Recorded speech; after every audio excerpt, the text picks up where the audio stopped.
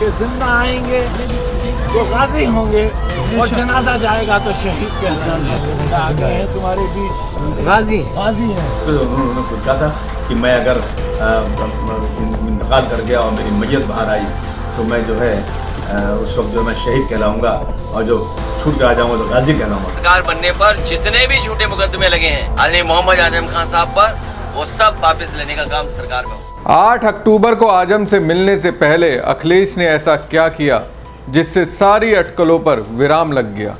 40 minute में कैसे अखिलेश ने आजम से जुड़ी सपा की पूरी सियासत में गर्माहट ला दी।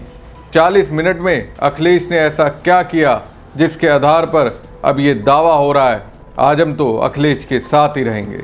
नमस्कार दोस्तों, मैं हूं परवीन सानी। दोस्तों, आजम खान पिछले 23 महीने से जेल में थे। सीतापुर जेल से जमानत पर रिहा होने के बाद आजम खान से मिलने कई स्थानीय नेता पहुंचे, लेकिन जैसी उम्मीद थी सपा का कोई बड़ा नेता नहीं पहुंचा। इसी बीच लोग ये कयास लगाने लगे कि अखिलेश से नाराज आजम खान बीएसपी का दामन थाम सकते हैं। आजम खान को लेकर इस तरह की ढेरों अटकलें लग रही हैं। सपा के शीर्ष नेतृत्व की अब तक आजम खान से मुलाकात नहीं होने पर ऐसा कहा जाने लगा कि इस दिग्गज मुस्लिम नेता और सपा चीफ अखिलेश यादव के बीच सब कुछ ठीक नहीं है। लेकिन हकीकत में ऐसा है क्या? दोस्तों, आजम खान की जेल से रिहाई के बाद सबसे बड़ा सवाल ये था कि सपा अध्यक्ष अखिलेश यादव और आजम खान के सियासी रिश्ते में पहले की तरह ही गर्मजोशी रहेगी। दोनों का रिश्ता वैसा ही रहेगा जैसे पहले हुआ करता था, या फिर दोनों के रिश्तों के बीच एक लंबी चौड़ी दरार पड़ चुकी है जिसे किसी भी कीमत पर अब भरा नहीं जा सकता। ऐसी चर्चा इसलिए खड़ी हुई क्योंकि अखिलेश यादव आजम खान से मिलने जेल में नहीं गए, लेकिन 40 मिनट के उस क्षण ने, उस पल ने सब कुछ बदल कर रख दिया। आजम खान के दिमाग में सपा अध्यक्ष अखिलेश यादव को लेकर जो चल रहा था वो उस 40 मिनट में से एक एक कर बाहर आ गया। अखिलेश को लेकर जिस दुविधा में वो फंसे थे उसका 40 मिनट में अखिलेश ने एक एक कर समाधान कर दिया। हालांकि आजम खान ने जेल से निकलते ही ये स्पष्ट कर दिया था कि उनके पास चरित्र नाम की एक चीज है, वो बिकाऊ नहीं है। सर, कल से अब तक अखिलेश यादव से आपकी कोई बात हुई है? आपके पार्टी के लीडर हैं, आप जेल से बाहर आ गए हैं, उन्होंने वेलकम किया है, आपसे कोई बातचीत हुई है उनकी? शुक्रिया उनका, जाहिर है वो बड़ी पार्टी के बड़े नेता हैं। मेरे जैसे छोटे आदमी के लिए अगर कुछ बात कहेंगे तो उनका बड़कपन है। पार्टी के शीर्ष नेता आपसे मुलाकात करने नहीं आए हैं, यहाँ तक कि स्थानीय सांसद भी जो हैं वो अभी तक मुलाकात करने नहीं आए हैं, क्या कहेंगे? ये कहेंगे कि वो खैरियत से रहें और खुश रहें, आबाद रहें। सर, कुछ इस तरह की स्पेकुलेशन भी है, कुछ चर्चा भी हो रही है कि आप बीएसपी की तरफ रुख कर सकते हैं, क्योंकि आप फाउंडिंग मेंबर रहे हैं समाजवादी पार्टी के। तो ये सवाल बहुत अहम है कि आजम खान साहब का पॉलिटिकल जो भविष्य है वो आगे कहाँ जाने वाला है, कहाँ रहने वाला है। बीएसपी की तरफ भी स्पेकुलेशन लगाया जा रहा है कि आप मूव कर सकते हैं। हमारे पास एक चरित्र नाम की चीज है और उस चरित्र का ये मतलब नहीं है कि हमारे पास कोई पद होता हो। लोग प्यार करें, इज्जत करें और हम बिकाऊ माल ना हो, ये हमने साबित कर दिया है। बेशक। तो हमें गौरतलब है कि 2022 में भी जब आजम खान सीतापुर जेल से निकलने वाले थे उनकी नाराजगी के चर्चे थे। हालांकि उस दौरान शिवपाल यादव सीतापुर जेल पहुंचे थे। उन्होंने जेल के बाहर आजम की अगवानी की थी। इस बार का नज़ारा अलग रहा।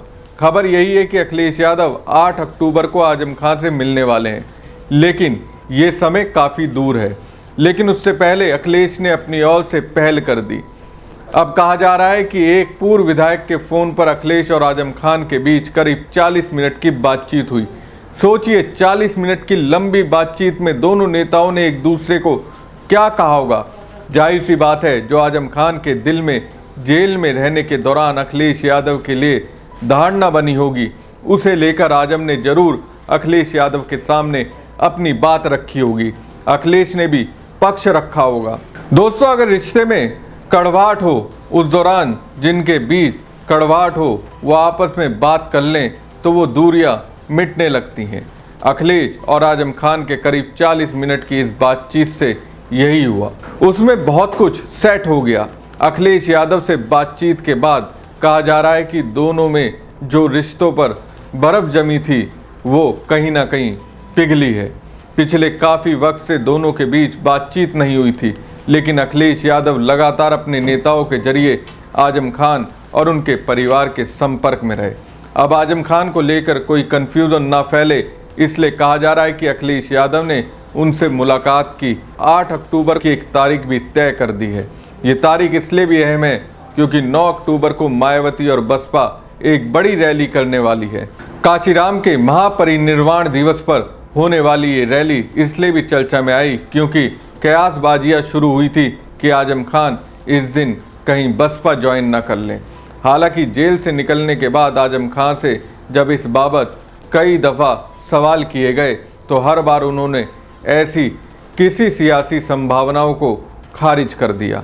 अब इतना साफ है कि अखिलेश यादव और आजम खान के बीच जो बातचीत हुई और उसके बाद जो दोनों के बीच मुलाकात होगी उससे सारी अटकलबाजियों पर विराम लग जाएगा। समाजवादी पार्टी के भीतर असंतोष, नए संगठनों की अटकलें और दावों को फिलहाल विराम मिलता दिख रहा है।